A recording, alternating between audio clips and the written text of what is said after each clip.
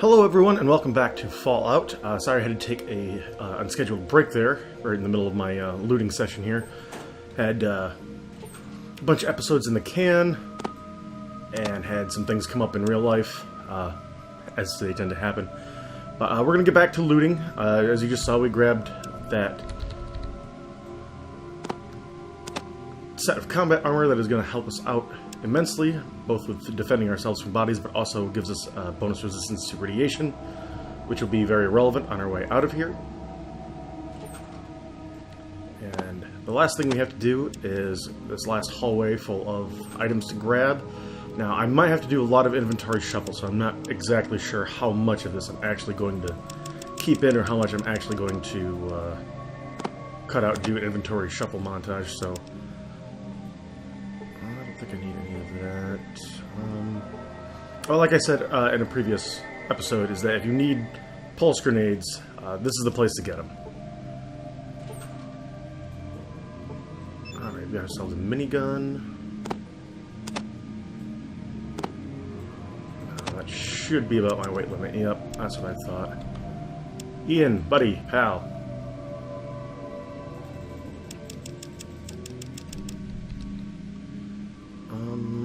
Hold on to that. Those, and no, he doesn't have any of the ammo required for it. Okay. Because I'm not really going to be, I think I already have one of those. Yes, I do. Ian's carrying it right now.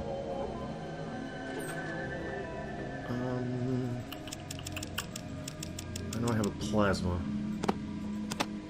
So I'm definitely going to take that, and if I can, I'll grab those as well.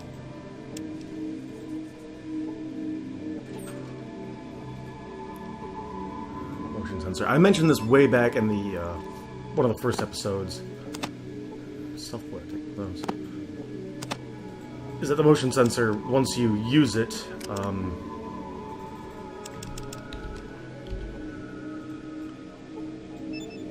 is that it'll actually show up blips on your radar, and these are the robots we saw earlier. Now, as I recall,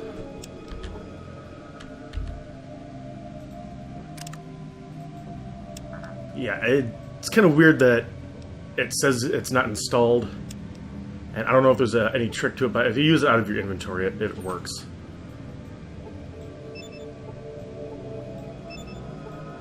I'm gonna grab these here. Hopefully I can grab both of these. Okay, groovy. And we're almost done looting, I think. There's only maybe one or two more spots. Oh, Plas rifle. There you are, my sweet. Oh. Okay, Katya? Hold still, baby. Or don't.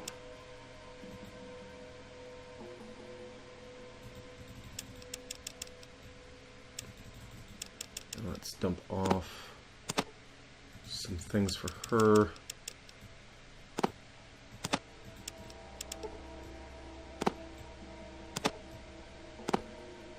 Yeah, she's holding on to my Plas rifle, or Plas pistol for the time being. Yeah, if I'm not doing the inventory shuffle now, I definitely will when I get to the Brotherhood.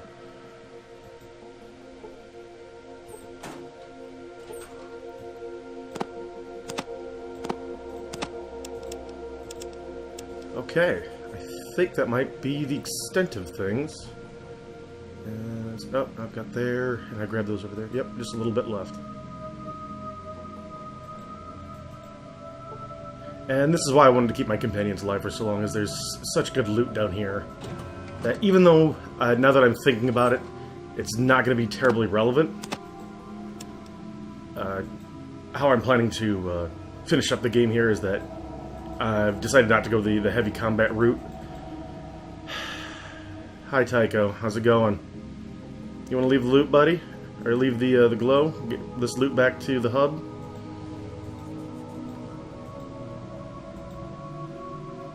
But, yeah, this is where the FEV was created. I'm sure I talked about that.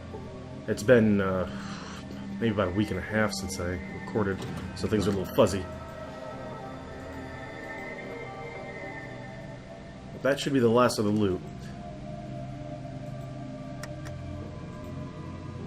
And having braved the glow, we are now the richest folk in the wasteland, that's for sure.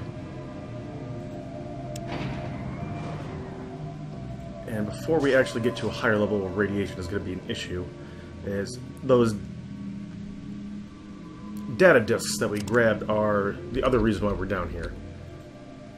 As you see, they're strange disks. You can look at them, and this is the FEV disk. And it downloads the information to your Pip-Boy, and I'm going to go ahead and do that for all of these. There's the Delta experiment disk. You get some experience points for doing it, and then later on you can read about them in your Pip-Boy. I think that's everything. This is the Brotherhood one. So I hope you had fun making fun of me reading out loud, since we're about to do some more of it right here. Let's go to status, and this is where all the information that we downloaded came from. And as I recall, we have, that was 4 disks, so it's going to go FEV, Brotherhood, Alpha, and Delta. Though I think the Alpha and Delta ones, Zach's already told us about, and the mutant transmissions is what we got from the Deathclaw cave. So yeah, just like before, actually, come to think of it, this might be what Zach's told us, and now we just have physical proof of it. But if you want to read this all out, this is a little bit more detail. As you can go ahead and pause it, I'll give you a couple seconds, and then I'll hit the next page. As you see, there's one of 3. As I'm not going to sit and read all these, because that'll actually take up all of the recording time for this session here.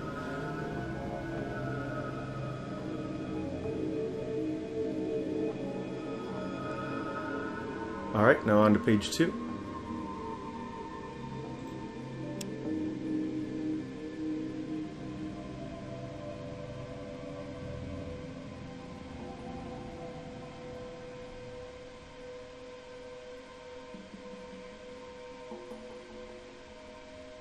Okay, now on to page 3.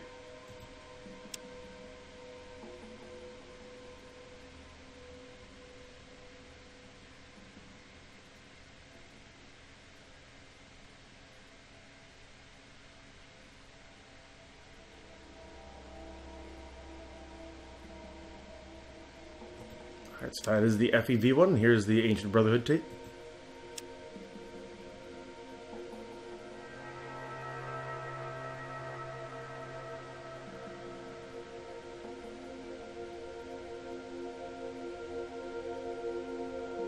And now on to page 2.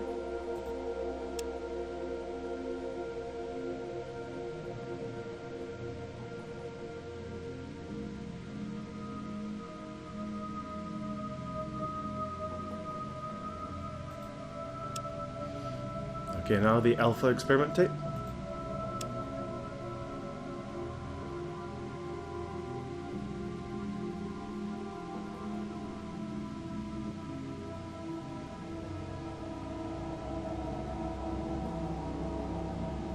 Now on to page 2.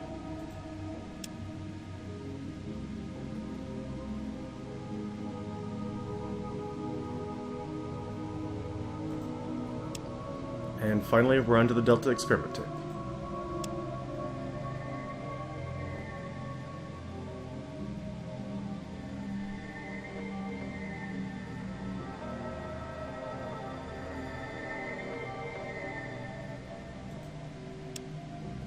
Okay, so the long and short of that is the history of the FEV experiments and the results that they had. The kind of techno-babble going on there is that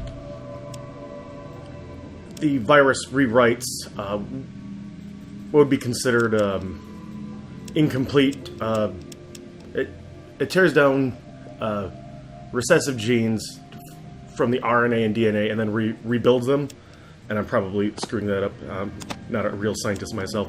But essentially it finds damaged cells or cells seem less desirable and rebuilds them to be stronger. And that increases in tissue growth, brain growth, but it has a very high rate of failure and leads to psychosis and other mental illnesses that the subject feels, or experiences.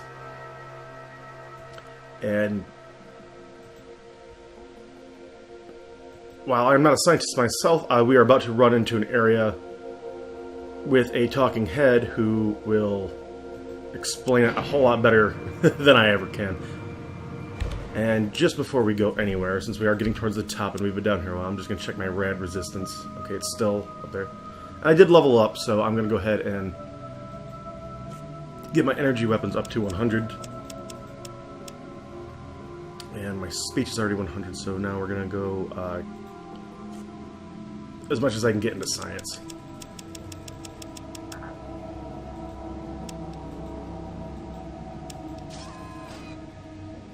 Okay, we have sufficiently ransacked the glow, completed our quest. Now we just need to get the hell out of here.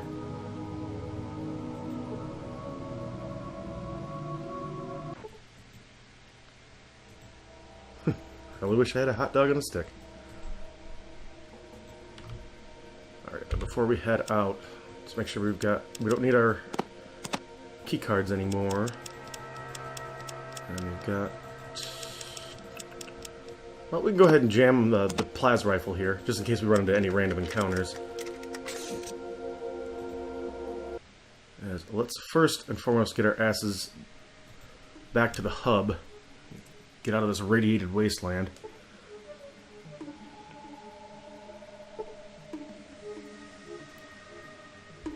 So yes, we are returning from the glow. Presumably, Cabot sent us there to die, so we would stop bothering him. Oh, well. This is, I believe, this is the Celt, Patrick the Celt. Hello, sir. Greetings, traveler. What brings you out this far? I'm going to say just wandering. I was going to say a whole bunch of bullshit, but that's not one of my options here. I see much like myself, then. Oh, you're not from one of the communities around here? I wander from place to place, making a living with music and a little bit of tinkering work. What kind of music do you sing? Well, mostly old folk songs and some Celtic music. It's a change of pace. And since my character has a high enough intelligence, is that would you happen to know that? I think it's called. So, language like to hear? Yes. Now, what this will do... Alright, I'll explain in just a second. Patrick sings songs and the two of you reminisce for several hours. You feel invigorated. Now, what that actually does is if you have a high enough intelligence and ask him to sing that song, it'll actually increase your charisma by 1 permanently. One of the few ways you can actually do that in Fallout 1 until you get to the Brotherhood. Another way to do it is, I've just found out... I knew about it, but how to actually do it is if you go to the Boneyard, which I believe is what I'm clicking on. Yeah, the hub's up here. Is that there's a fortune teller that will increase your luck if you get him to read your fortune with tarot cards.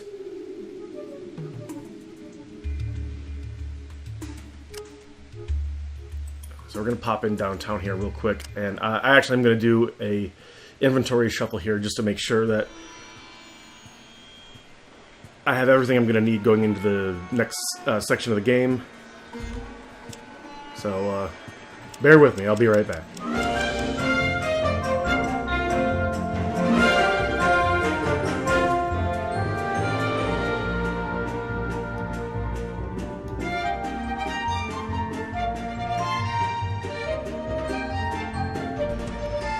Okay, and we're back. Whew, that was tough. That was a big inventory shuffle. And we're not even really done. As you can see, my companions still have quite a bit of extra gear on them. I've just cleaned out the hub. The only other place to sell this much high-end hardware would be to go to the Gunrunners just outside of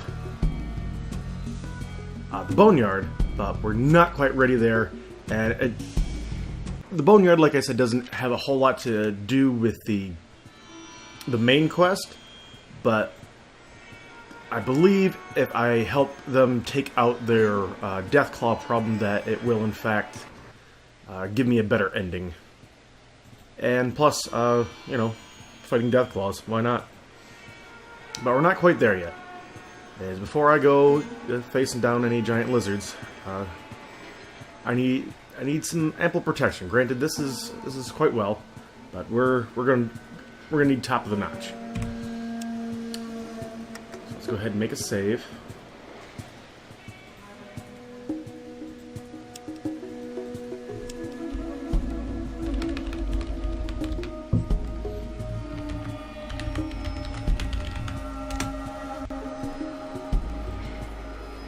Let's head our asses back to the Brotherhood. Well, they'd be surprised to see us.